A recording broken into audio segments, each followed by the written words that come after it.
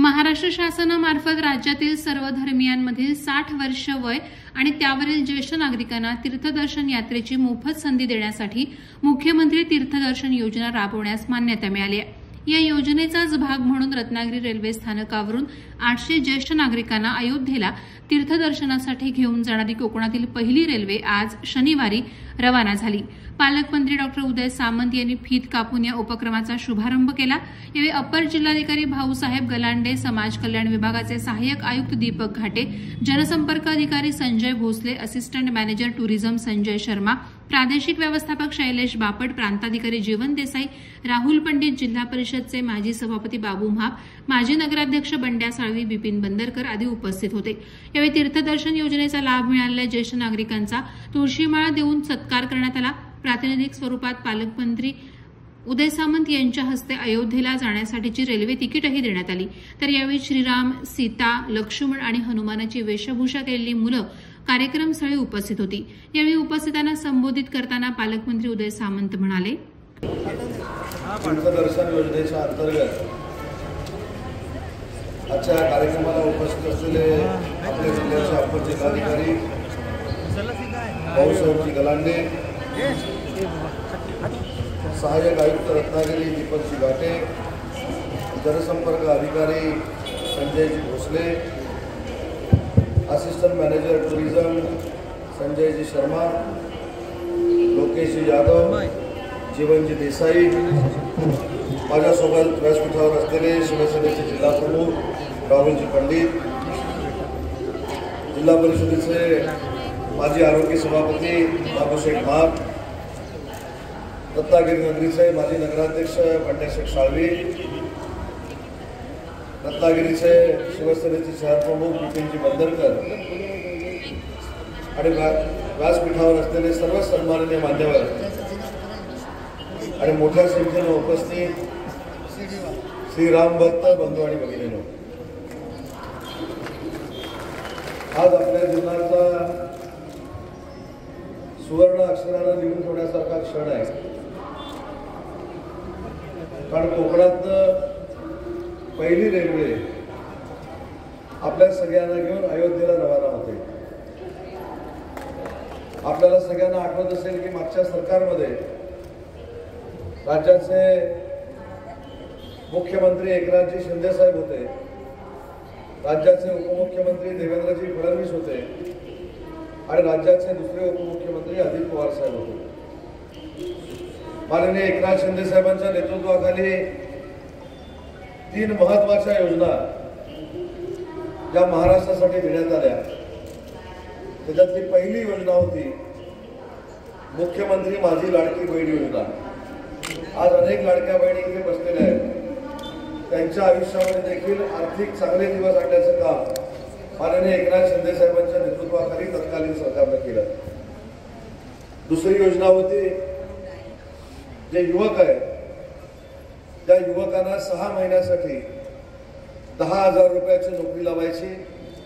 ही 6 महिन्याची नोकरी झाल्यानंतर विद्यमान मुख्यमंत्री देवेंद्र यांच्या नेतृत्वाखाली देखील ती योजना तशीच चालू आहे।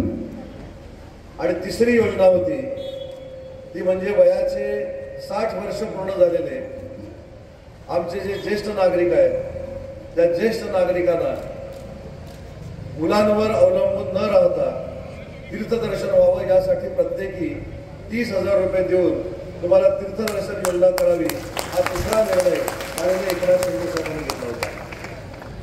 निवडणुका लागल्या, लोकसभेची निवडणूक लागली, विधानसभेची निवडणूक लागली, आम्ही पुन्हा आपल्या सगळ्यांच्या आशीर्वादानं मंत्रिमंडळामध्ये मंत्री म्हणून काम करू लागलो।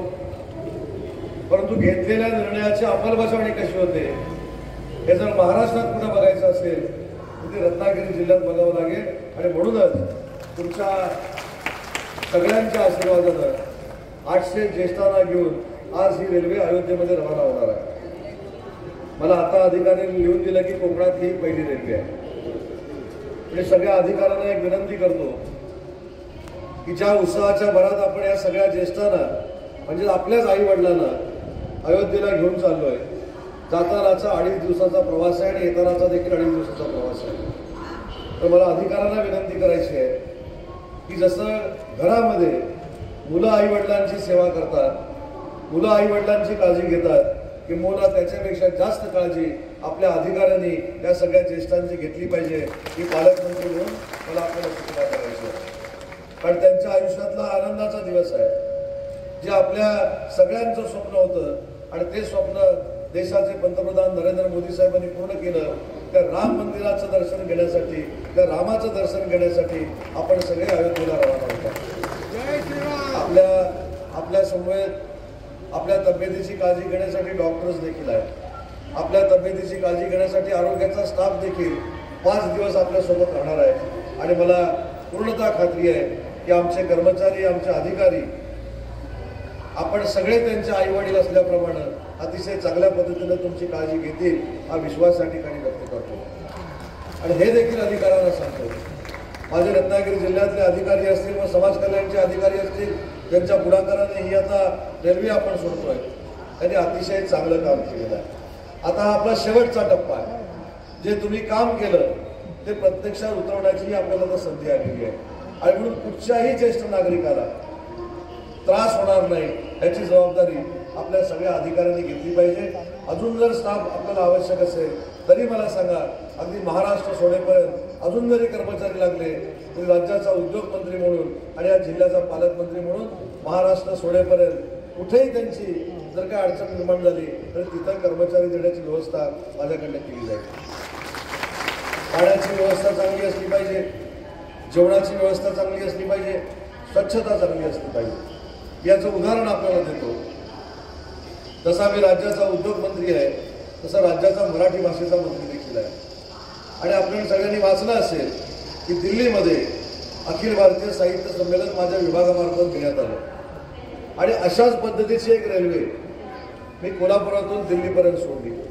जातानाचा प्रवास 2 दिवसाचा होता, येतानाचा प्रवास 2 दिवसाचा होता. त्या 2 दिवसामध्ये आम्ही त्या रेल्वेमध्ये देखील साहित्य संमेलन घेतलं. परंतु 5 दिवसानंतर आलेल्या प्रत्येक साहित्यिकांनी सांगितलं की आमच्या आयुष्यात जेवढी सेवा कोणी केली नाही तेवढी सेवा तुझ्या अधिकाऱ्यांनी केली आणि तीच अपेक्षा माझ्या अधिकाऱ्यांकडनं आहे. आत्ताच रेल्वे सुटायच्या अगोदर अजून काही आवश्यक पाहिजे असेल तर ते देखील देण्याची भूमिका माझ्यासारख्या कार्यकर्त्याकडनं घेतली जाईल. अजून निधीची आवश्यकता लागत असेल तर समाज कल्याण बाजूला ठेवा. या ठिकाणी ॲडिशनल कलेक्टर आहेत. राज्य नियोजन मंडळाचं जसं मी सदस्य आहे तसा जिल्हा नियोजन मंडळाचा देखील मी अध्यक्ष आहे. माझ्या DPC मधनं माझ्या ज्येष्ठांना अजून काही निधीची जर आवश्यकता लागणार असेल तर आजच मंजूर करायला मी तयार आहे. परंतु 1 तारखेला आल्यानंतर जर यांच्याकडनं तक्रार आली तर मी काही गप्प बसणार नाही. ही सूचना देखील मी माझ्या अधिकाऱ्यांना करणार आहे. आणि मला आपल्याला देखील एक विनंती करायची आहे, या 5 दिवसामध्ये जाताना आणि येताना स्वतः देखील स्वतःची काळजी घेतली पाहिजे. आताच मी येत असताना विचारलं की आता रत्नागिरीची उष्णता किती आहे. मला सांगण्यात आलं की 34 ते 35 डिग्री सेल्सिअस हे रत्नागिरीचं तापमान आहे. जसजसं तुम्ही अयोध्येच्या जवळ जाल तसतसं हे तापमान वाढणार आहे. आणि म्हणून पाण्याच्या बॉटल्स असतील, पाण्याची व्यवस्था असेल. मला असं वाटतं की जायच्या अगोदर अधिकाऱ्यांनी काय काय व्यवस्था केली हे माझ्याशी आपण चर्चा करणं आवश्यक आहे. जर अजून काय आवश्यक असेल तर पुढच्या स्टेशनला जायच्या आत माझ्या सगळ्या ज्येष्ठ नागरिकांसाठी ते देखील करायची तयारी आहे. एकालाही त्रास होणार नाही याची दक्षता आपल्या सगळ्यांनी घेतली पाहिजे. आणि पालकमंत्री म्हणून एवढ्या ठामपणाने मी सांगतोय की कोकणातली पहिली रेल्वे आपण सोडतोय. तसंच 1 तारखेला मी जेव्हा झेंडावंदनासाठी रत्नागिरीमध्ये येईल त्यावेळी सगळ्या माझ्या ज्येष्ठांनी सांगितलं पाहिजे की घरच्यांपेक्षा जास्त काळजी जर कोणी घेतली असेल तर ते तुझ्या माणसांनी घेतली. ते ऐकण्याचं भाग्य देखील आम्हाला सगळ्यांना मिळालं पाहिजे. आज तुम्हाला बघितल्यानंतर अजून एक समाधान आहे. प्रत्येकाच्या गळामध्ये प्रभू रामचंद्रांचा पट्टा आहे. बरोबर आहे ना. काही लोक असं म्हणायचे माझ्या विधानसभेच्या अगोदर की नक्की उदय सामंत कुठच्या पक्षाचा आहे, कोणाला मदत करतो, काय करतो, कसं करतो, फारच काही लोकांना काळजी होती. पण आज उदय सामंतने सिद्ध केलंय की बाकीच्यांपेक्षा प्रभू रामचंद्रावर असलेली निष्ठा ही आपल्या सगळ्यांबरोबर उदय सामंतची देखील जास्त आहे. आणि म्हणून काही लोकांची आज खऱ्या हा कार्यक्रम बघितल्यानंतर वाचा बंद होणार आहे. आणि म्हणून राजकारण किती करायचं आणि कुठच्या थराला जाऊन करायचं याचं उत्तर मी या व्यासपीठावर दिलेलं आहे. आणि मी अनेक वेळा सांगितलं की जे माझ्यावर टीका करतात, जे माझी बदनामी करतात जे मला पाण्यात बघतात त्यांना उत्तर मी काम करून देतो आणि हे जे माझ्या नशिबी भाग्य आलंय हे टीका करणाऱ्यांच्या नशिबी भाग्य आलं नाही याबद्दल मी समाधानी आहे. आणि म्हणून स्वतःची सुरक्षा ही अतिशय महत्वाची आहे. 2-3 दिवसापूर्वी काश्मीरला जो प्रकार घडला त्याचा देखील जाहीर निषेध आपल्या सगळ्यांच्या वतीनं करतो आणि आपला भारत देश पाकिस्तानवर मात केल्याशिवाय गप्प बसणार नाही हा देखील विश्वास त्या क्षणी मी व्यक्त करतो.